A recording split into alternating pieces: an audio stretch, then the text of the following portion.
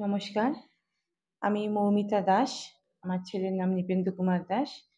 আমার ছেলের চোখের ভিশন একেবারে ছিল না বললেই চলে।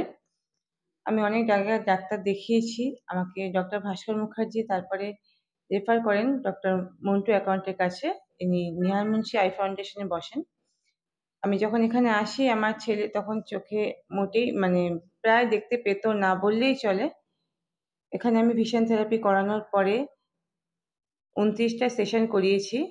সিটিং করানোর পরে ২৯টা সিটিং করানোর পরে আমার ছেলে এখন 6/9 এ আছে, দেখতে পায়। ওর পাওয়ার আগে তো অনেক বেশি প্রচন্ড হাই পাওয়ার ছিল, এখন পাওয়ার অনেকটাই কমে গেছে। এখন আমার ছেলে অনেক সুস্থ, আগের থেকে অনেক অনেক সুস্থ।